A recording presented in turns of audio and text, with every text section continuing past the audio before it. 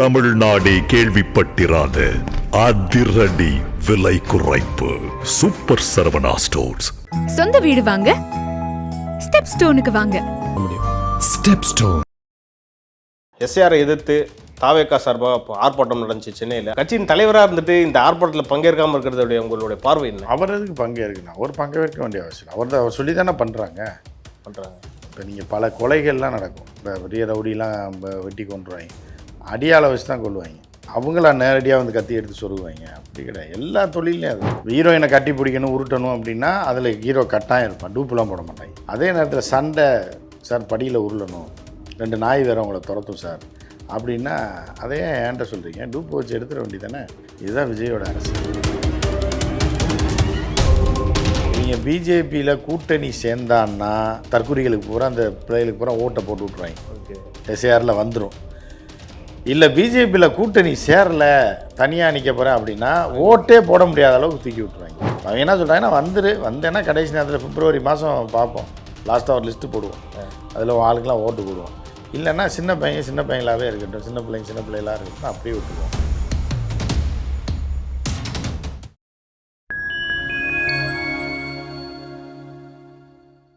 Fine time voice நேயர்களுக்கு வணக்கம். இன்று நம்மோடு இணைந்திருப்பவர் மூத்த பத்திரிகையாளர் திரு உமாபதி அவர்கள். வாருங்கள், அவரிடம் அரசியல் சார்ந்த பல்வேறு கேள்விகளை முன்வைக்கலாம். வணக்கம். எஸ்ஆரை எதிர்த்து தாவேகா சார்பாக ஆர்ப்பாட்டம் நடந்துச்சு சென்னையில். அதில் அந்த கட்சியோட தலைவர் திரு விஜய் அவர்கள் பங்கேற்கலன்ட்டு பல பேர் இப்போ விமர்சனம் வச்சுருக்காங்க. ஒரு கட்சியின் தலைவராக இருந்துட்டு இந்த ஆர்ப்பாட்டத்தில் பங்கேற்காமல் இருக்கிறதுடைய உங்களுடைய பார்வை என்ன? அவர் எதுக்கு பங்கேற்கணும்? அவர் பங்கேற்க வேண்டிய அவசியம் அவர் சொல்லி தானே பண்ணுறாங்க. இப்போ நீங்கள் பல கொலைகள்லாம் நடக்கும். இப்போ பெரிய ரவுடிலாம் வெட்டி கொண்டுருவாங்க, அடியாளை வச்சு தான் கொள்ளுவாங்க. அவங்கள நேரடியாக வந்து கத்தி எடுத்து சொருகுவாங்க. அப்படி கிடையாது. எல்லா தொழிலையும் அது இருக்குது. ரவுடிசத்துலேயும் அதுதான். அப்புறம் சினிமாவில் மட்டும்தான் நீங்கள் நேராக மூஞ்சியை காட்டணும். ஏன்னா விஜய் தான் நடிச்சாகணும். அதுலேயும் கூட சில நேரம் என்ன பண்ணால் கூட கோ ஆர்டிஸ்ட்டை வச்சு சீன் எடுத்துங்க. இல்லை டூப் சண்டைக்கு போடுவாங்க. மெயினாக இதுக்கு எல்லாமே ஹீரோ இருக்க மாட்டாங்க. ஹீரோயினை கட்டி பிடிக்கணும், உருட்டணும் அப்படின்னா அதில் ஹீரோ கட்டாயம் இருப்பான், டூப்புலாம் போட மாட்டாங்க. ஆனால் மேலே படியிலேருந்து உருளணும்னு வைங்க, கதாநாயகியோட மலையில் உருளணும்னா ஹீரோ கட்டாயம் இருப்பான். இல்லைனா டேரக்டர் செத்தான் அதோட தூக்கி விட்ருவாங்க, ப்ரொடியூசரை காலி பண்ணிடுவாங்க, படமே இருக்காது. சார் நீங்கள் ஏன் சார் மலையில் கஷ்டப்படுறீங்க, சகதியில் உருளணும் சார் ஹீரோயினோட அப்படின்னா அதனால் டூப்பு போட்டுறேன்னா படம் அன்னைக்கோட ட்ராப் அவுட். அதே நேரத்தில் சண்டை சார், படியில் உருளணும், 2 நாய் வேறு அவங்கள துரத்தும் சார் அப்படின்னா அதே ஏன்ட்ட சொல்கிறீங்க? டூப்பு வச்சு எடுத்துட வேண்டி தானே. இதுதான் விஜயோட அரசியல். அப்போ இது நாயோட போடுற சண்டை மாதிரி எஸ்ஐஆர்ன்றது. அந்த சண்டைக்கு யாரை போடுவாங்கன்னா அடியால் இந்த இவன் ஆதவர்ஜினா 6 அடி அருண்ராஜ் அவனை அனுப்பி விட்ருவான். அந்த 6 அடி அடியால் அனுப்பி விட்டோன்னா என்ன தேவை ஒன்று பேசிட்டு வந்துடுவான். காட்டுத்தனமாக பேசிட்டு ஒரு 10 கூட்டத்தை கூட்டிகிட்டு சும்மா இருக்கவன்லாம் கூப்பிட்டு ஒரு கூட்டத்தை கூட்டிட்டு தான். இது ரியல் தானே. இதுக்கு விஜய் வரணும் படத்துலேயே அப்படி தான். இப்போ இதுக்கு எப்படி வருவாங்க? அதே மாதிரி அறிவு திருவிழான்னு திமுக சார்பாக நடந்துச்சு. இப்போ நிறைவு விழாவும் முடிஞ்சு போச்சு. அதில் பார்த்தீங்கன்னா உதயநிதி ஸ்டாலின் சொல்லியிருக்காரு, அறிவு இருக்கிறவங்க அறிவு திருவிழா நடத்துவாங்கன்ற மறைமுகமாக விஜயை தான் தாக்குற மாதிரி இருக்குது. ஏன் தாவேக்காக்கெல்லாம் அறிவு இல்லையா சார்? அவருக்கெல்லாம் அறிவு இல்லைன்னு சொல்ல முடியாது, இருந்தால் நல்லா இருக்கும்னு வேணால் சொல்லலாம். கமலஹாசன் பாணியில் தான் சொல்லலாம். அறிவு இல்லைன்னு சொல்ல முடியாது, இருந்தால் நல்லா இருக்குமே அப்படின்ற மாதிரியானது தான் விஜய்க்கும் சரி, விஜய் தொண்டர்களுக்கும் சரி. அவர்கள் பிறவியில் எவனுமே தற்கொலையாக பிறக்க மாட்டான். அவர் குழந்தையாக இருக்கும்போது அறிவாளியாக தான் இருக்கும். அது வளர்ப்பு முறைகள், அது இருக்கக்கூடிய சூழல், அது எதை ரசிக்குது பார்க்குதுங்கும் போது அது அப்படியே மாறி தற்கொலையாக போயிடும். ஸோ அப்படிப்பட்ட குழந்தைகள் தான் இப்போ அதில் இருக்காங்க, ஒரு 4-5 லட்சம் பேர். மூத்த பத்திரிகையாளர் நக்கீரன் கோபால் கூட என்ன சொல்லியிருந்தாருன்னா, விஜயோட வளர்ப்பே சரியில்லை, எஸ்ஏசி அவர் நல்லா வளர்த்துக்கலாமா அப்படின்ற மாதிரிலாம். அது உண்மைதான். அது எஸ்ஏசிக்கே தெரியுமே. அப்படின்னா கோபால் சொல்லியிருக்காரு, எஸ்ஏசிக்கே தெரியுமே. திருப்பி ரிஃப்ரெஷ் பண்ணி திருப்பி ஒரு மனிதனுக்கு ஒரு வாழ்க்கை தான் கிடைக்குன்றதுனால அவரால் ஒன்றுமே பண்ண முடியல. இல்லைன்னா குழந்தை சின்ன வயசுலேயே இப்படி தெரிஞ்சுருந்தான்னு ஊர்லலாம் சொல்லுவாங்க, நீ இப்படி வருவேன்னு தெரிஞ்சால் பிறந்தவொடனே கள்ளிப்பாலை கொடுத்து உடனே கொண்டிருப்போம் அப்படின்னு. இப்படி வரணும்னு அவருக்கு தெரியாது. அதுக்காக நம்ம இப்படி சொல்லலை, இல்லை பழமொழியை சொல்லி தான் ஆகணும். அந்த ஊர்லலாம் சொல்லுவாங்க, கிராமத்துலலாம், இது இப்போ சனியனை இப்படி வர்றேன்னு தெரிஞ்சுதான் அவனை இப்போ சின்ன பிள்ளையிலே மூக்கை பிடிச்சி கொண்டு போ, இல்லை கள்ளிப்பால் அந்த காலத்தில். இப்போ அது பெரிய கிரிமினல் அஃபென்ஸ் ஆகிரும், பிடிச்சிருவாங்க போலீஸ். அந்த காலத்தில் நினைக்கலாம் மனசில், ஆனால் இன்னும் பண்ண முடியாது. இல்லை அவங்க தான் சொல்கிறாங்களே, நாங்கள் கூட்டம் போட்டோம், அங்கே இறந்தவங்களோட குடும்பத்தெல்லாம் நாங்கள் கூட்டிகிட்டு காசு கொடுத்துட்டோம், ஆறுதல் சொன்னோம்லாம் சொல்கிறாங்களே. என்ன வளர்ப்பு சரியில்லை சார் இதில்? இல்லை அதுதான் இப்போ ரிவர்ஸில் நடக்குது. எல்லாரும் வாயில் தான் சாப்பிடுவாங்க. இது வேறு இடத்துல சாப்பிடும்போது இது வினோதமாக இருக்குல்ல. அப்போ தான் வந்து ஏன்னா எல்லாம் சாவுக்கு வந்து அவன் எவ்வளோ பெரிய ஆளாக இருந்தாலும் சரி. இப்போ ரஜினிகாந்த் வந்து சின்ன நடிகர் செத்து போயிடுவாங்க, இல்லை ஒரு பாடகர், ஒரு இசையமைப்பாளர், ஒரு சும்மா இருந்தவர், அவருக்கு தெரிஞ்சவராக இருக்குது சின்ன வயசில், நேராக வந்து தானே இது பண்ணுவாங்க. பணத்தை போகிற வழியில் என் வீட்டுக்கு தூக்கிட்டு வந்துட்டு வாசல் ஆசீர்வாதம் வாங்கிட்டு போனா சொன்னார். இல்லை கமலஹாசன் அப்படி சொன்னாரா? நடிகர் இறந்துடுறாரு, ஒரு சாதாரண நடிகர், ஒரு போண்டாமணி மாதிரி யாரோ சப்திக்கு இறந்துடுறாங்க. இது இப்போ கூட ரஜினிகாந்த் ஒரு சாவுக்கு போனார் அப்படின்னா, அப்படியே தம்பி நீங்கள் வரும்போது போயஸ் கார்டன் கொண்டு வாங்க, நான் வாசலில் நிற்கிறேன், நான் வர முடியாது, நீங்கள் வந்து ஆசீர்வாதம் வாங்கிட்டு போங்க, நான் இது பண்ணி நான் வேணால் வாய்க்கரிசி போட்டு அனுப்புகிறேன் நான் சொல்லுவாங்க. எவ்வளோ பெரிய ஸ்டாராக இருந்தாலும் சாவுன்னு வந்துருச்சுன்னா, ஒரு மரணம்னு வந்துட்டுன்னா, அங்கே போய் நிற்கிறவன் தான் மனுஷன், சுடுகாட்டு வரைக்கும் போகிறவன் தான் மனுஷன். நீ நல்லா தின்னுபிட்டு வீட்டில் படுத்துட்டு கேட்டால் உனக்கு கூட்டம் கூடுது, கூட்டம் நீ வா எங்களோட கூட்டம் கூடுதான்னு பார்ப்போம். 4 டைம் வெளியில் வந்துட்டு போனால் 5ஆவது டைம் கூட்டம் வராது. அதை மெயின்டைன் பண்ணுறது ஃபயராக, அந்த கூட்டத்தை இருக்கிற மாதிரியே வெளியில் வராமல் கிளாஸை ஏற்றி விட்டே போய் காட்டி அதை பெருசாக்கி விட்டு. எந்த ஊர்லேயும் அப்படி கிடையாது. இந்த ஆந்திராவில் இங்கேயும், ஆந்திராவில் சில நடிகர், ஏன்னா அங்கே ஒரு கிறுக்கைங்க நிறையா இருக்காங்க. அதுக்கப்புறம் விஜய், ஏன் அஜித் போல ஏர்போர்ட்டுக்கு, நான் அஜித்தை வந்து பிச்சா தின்னு விட்டாங்க. இல்லை ரஜினிகாந்த் அவர் போல ஏர்போர்ட்டில் போலையா? கமலஹாசன் எவ்வளோ பெரிய ஸ்டாரு, அவர் நான் மொச்சு இப்படி இது பண்ணிடுறாங்கல்ல, கேஷுவல் ஆகிட்டாங்க மக்கள். ஏன்னா 10 தடவை 20 தடவை வெளியில் வரும்போது பார்த்து சரி புதுசாக ஒன்று பார்க்கும்போது தான் இருக்கும். ஆனால் விஜயை பொறுத்தளவுக்கு அந்த கூட்டத்தை வச்சு குரலி வித்து காட்டி சம்பாதிக்கணுன்றது தான் இதனால் வெளியே வரமாட்டாப்புல. கண்ணாடி ஏற்றியே போய் அடிக்கடி தொண்டர்கள் நம்மளை பார்த்துட்டாங்கன்னா நம்ம வேல்யூ போயிடும் அப்படின்றது.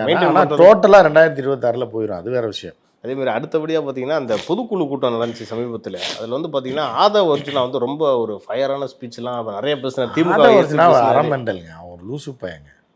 அவர் வடிவேல் காமெடியில் சொல்லுவாங்க, சின்ன பையடா வேணாம் ஒரு ஆளா தூக்கி அடிச்சு துரத்துறாரு.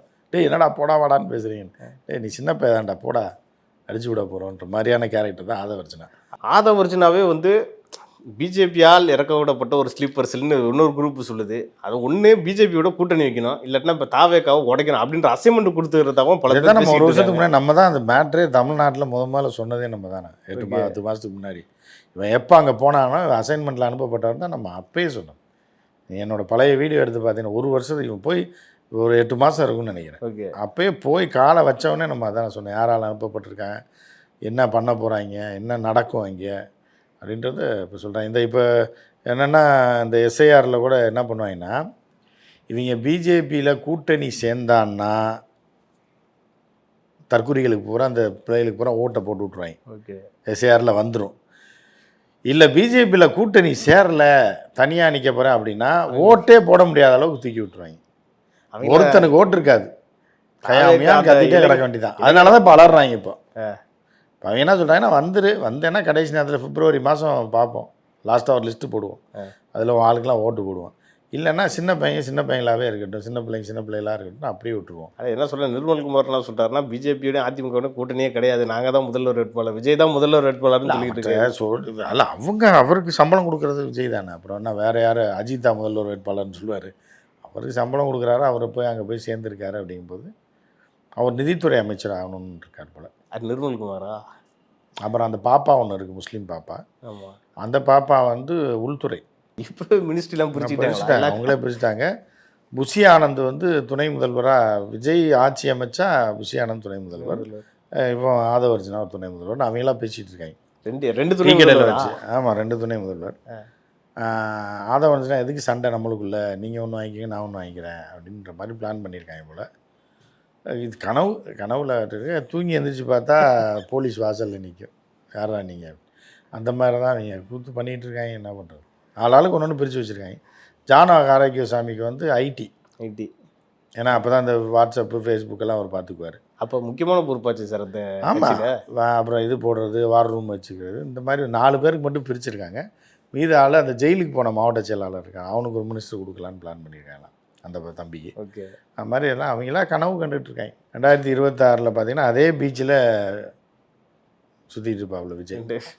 பீச்சில் எதுக்கு சார் சுற்றுறோம்? வீடு பீச் பக்கத்தில் தானே இருக்கு. பீச் நான் என்ன இப்போ கோயில் பக்கமாக சுற்றிட்டு இருப்பார் நான் சொல்கிறேன். பீச்சுன்றது ஒரு நல்ல இடங்க, ஒரு என்ஜாய் பண்ணி சுற்றிட்டு இருப்பார். இன்னொரு விஷயம் என்னன்னா, தாவேக்காக தான் எல்லா கிறிஸ்தவர்களோட ஓட்டெல்லாம் போன்ற மாதிரி சில ரிப்போர்ட்ஸ் எல்லாம் சொல்லிக்கிட்டு. ஆமாம், ஏசுனார் சொல்லிட்டு சேர்த்தாருன்னு கூட சொல்லுவாங்க. அவர் சாகும்போது இந்த மாதிரி 2025 விஜய்னு ஒரு தம்பி பிறப்பான், அவன் தான் அவங்களுக்கு ஒளி கொடுப்பான்னு சொல்லிட்டு போனாங்கன்னு கூட இவங்கெல்லாம் சொல்லுவாங்க. இந்த ஒரு காலத்தில் எழுதி போடுவாங்க, இயேசு வருகிறார் அப்படின்னு சொல்லி ஒரு டேட்டை போட்டிருப்பாங்க. அந்த மாதிரி ஒரு வேளை அப்படி சில பேர் கிளப்பி விடுவாங்க. ஒரு பகவான் பாவம் ஒரு ஏழைகளுக்கு நான் செய்து ஒரு இது பண்ணிவிட்டு அவர் போயிட்டார், அவர் பேரை கூட இழுத்து விடுவாங்க, இயேசுநாதர் பேரை கூட. ஏன்னா இவர் தான் வந்து முதல் கிறிஸ்தவ முதல்வர்ன்ற மாதிரி பல பேர் இன்னைக்கு சொல்லிக்கிட்டு இருக்காங்களா? இல்லை அதுதான் கிறிஸ்டினில் நிறையா முதல்வர்கள் இருக்காங்க தெரியுமா? ஏன்னா ஸ்கூல் நிறையா இருக்குது கிறிஸ்டின் ஸ்கூல். அதனால் ஏற்கனவே நிறைய முதல்வர்கள் இருக்காங்க கிறிஸ்டினில். காலேஜ் கல்லூரி முதல்வர்கள் எனக்கு தெரிஞ்சவங்களாம் நிறையா பேர் இருக்காங்க. நிறைய ஸ்கூலில் இப்போ நர்சரி ஸ்கூல் முதல்வர்கள்லாம் இருக்காங்க. அதோட ஒன்று ஸ்கூல் ஆரம்பித்து ஒரு கொண்டு சேர்த்துருவோம். அதே மாதிரி ஆதவர்ஜுனா அந்த பொதுக்குழுவில் பயங்கரமாக திமுகவை எடுத்து பேசினார். ஆனால் இது வந்து விஜய் வந்து காலவாரி உருணுன்றத மாதிரியே பல பேர் பேசினதா பல பேர் ஜெயிலில் வைக்கணுன்றது தான் ஆதவர்ஜுனோட ஒரே நோக்கம். ஏன் வீட்டுக்குள்ளேயே உட்காந்து ஏசியை போட்டு கதவை சாத்திட்டு இருக்கேன், கொண்டு போய் 4 நாளைக்கு ஜெயிலில் வச்சுருவோன்றது தான் ஆதவர்ஜுனோட இது முயற்சி. அந்த முயற்சி தொடர்ந்து பண்ணிட்டு தான் இருக்காங்க. அப்போ கட்சி விட்டு நீக்க வாய்ப்பு இருக்குது? கட்சி விட்டுலாம் நீக்க மாட்டாங்க. அந்த இது மாதிரி தான், அந்த என் தலைவன் அடரா பாப்பன்னு கொண்டு சாணி அடி வாங்கிட்டு அவன் ஓடி போயிடுவான் பாருங்க, கூட இருக்கும். அந்த மாதிரி தான் வடிவேலு ஜெயிலில் ஏற்றி விட்டு ஓடி போயிடுவோம். அப்புறம் தான் விஜய்க்கு தெரியும், ஆஹா காசு கொடுக்குறான்னு கூட வச்சுருந்தோம், கடைசியில் நம்மளை கொண்டு எங்கே கொண்டு தெருவில் நிறுத்திட்டானே, தெருவில் நிறுத்தினாலும் பரவாயில்ல ஜெயில் வரைக்கும் கொண்டு விட்டானே அப்படின்னு. இதெல்லாம் வந்து தெரிஞ்சனால தான் அதை திருமாவளவன் வந்து கட்சி விட்டு நீக்கிட்டார் அவர். ஆமாம், அது இது கவுண்டர் பண்ணி அப்பயே ஒரு காமெடியில் சொல்லியிருப்பாங்க. அந்த ஜெயிலில் இருக்கும்போது சொன்னால், நான் எங்கே எப்படி இருக்க வேண்டியவன், இளையராஜாட்ட பாடிக்கிட்டு இருக்க வேண்டியவனுக்கு வந்து ஜெயிலில் வச்சிட்டேன்ற மாதிரி விஜய் ஒரு நாளைக்கு ஜெயிலுக்குள்ளே இருந்து நான் எங்கே எப்படி இருக்க வேண்டியவன் இப்படி பண்ணிட்டானே. ஆனால் நீங்கள் நிறைய விஷயத்தில் பார்த்தீங்கன்னா திமுகவை எடுத்து பேசுகிறார் ஆதவர்ஜுனா, ஆனால் பாஜகவை பெருசாக தொடவே மாட்டுறாரு. அவன் ஏஜென்ட் அங்கே இருந்தானே, வீடு புரோக்கர் மாதிரி தானே அவன். அங்கே கொடுத்து அனுப்பி விட்ருக்கேன், போய் பார்த்துக்க, இல்லைன்னா நீ வாழ மாட்டவனே தூக்கி உள்ளே வச்சுருவோன்னு. அதனால் எங்கே காசு கொடுக்குறாங்களோ அங்கே தானே அவன் பண்ணுவான். ஆனால் அவர் மச்சான் மார்ட்டினை அவர் கூட வந்து விமர்சனம் பண்ண ஆரம்பிச்சிட்டாரு. கட்சி குடும்பத்துக்குள்ளேயே நிறையா பிரச்சனையை பண்ணிட்டாரு இவர். அப்புறம் இல்லாமல் திமுகவோட ஸ்லீப்பர் செல்லு இவர் தான் அப்படின்ற மாதிரி குற்றச்சாட்டுலாம் இல்லை. திமுக ஸ்லீப்பர் செல் தான், அவர் பிஜேபி சார்பில் இருக்கிறதுனால நம்ம காட்டி கொடுத்துடக்கூடாது, கட்சி அரசியலில் காட்டி கொடுத்துடக்கூடாது, திமுக பக்கம் தள்ளி விடுறாரு பாலை. அது வந்து பிஜேபியோட ஸ்லீப்பர் செல் தான். பணத்தெல்லாம் உருவிடுவார்ன்ற பயத்தில் பேசுகிறாரா? இல்லை, உருவிட்டார ஏற்கனவே பெரிய அமௌண்ட்லாம் உருவிட்டானா. இப்போ அந்த பணத்தை வச்சு தான் விஜயை விலை கொடுத்து வாங்கணும், இல்லை விஜய் ஜெயிலுக்கு அனுப்பிவிட்டு ஜெயிக்கிற மாதிரி வந்துச்சுன்னா நம்ம கேப்சர் பண்ணி கட்சியை தாவேகாவே கேப்சர் பண்ணலாம். அதுதான் முதல்ல விஜயை கேப்சர் பண்ணிட்டாப்புல இப்போ ஓரளவுக்கு. அடுத்து விஜய் ஜெயிலுக்கு அனுப்பிவிட்டு நான் பார்த்துக்கிறேன் தலைவரை. அந்த இது பாருங்கள், டெல்லி முதல்வர் அரவிந்த் கெஜ்ரிவால் ஜெயிலுக்கு ஆருஷி வந்தாங்க. அந்த மாதிரி விஜயை கொண்டு வர வேண்டியது, நல்ல இடத்துக்கு கொண்டு வந்து விஜய் ஜெயிலில் தள்ளிட்டு ஆதவர்ஜுனா அந்த இடத்த இவர் கேப்சர் பண்ணி பண்ணிட்டு பிஜேபி முதல்வராக செயல்படுறார். அவ்வளோ அறிவு இல்லாமல் சார் இருப்பார் விஜய், புரிதல் இல்லாமலே. மக்கள் முதல்ல அந்த அளவுக்கு அறிவு இல்லாமல் இருப்பாங்க விஜயை முதல்வர் ஆக்குறாங்க. அது முதல்ல பார்க்கணும்னா அதுக்கப்புறம் தானே விஜய் அறிவு இல்லை, விஜய ஆதவர்ஜுனா அறிவு, இதெல்லாம் சேர்ந்து தான். இதெல்லாம் செல்லுபடி ஆகுமான்னு தெரியல. மக்கள் வந்து எப்படி ஃபஸ்ட்டு, ஏன்னா இவங்களே 2026 27 நியூ இயருக்கு அங்கே இந்த சர்ச்சில் தான் நிற்பாங்க 2 பேரும். அந்த இதில் பீச் பக்கத்தில் ஒரு சர்ச் இருக்கு, அங்கே தான் நிற்கணும். சாந்தம் சர்ச்சில் தான் இருப்பாங்க.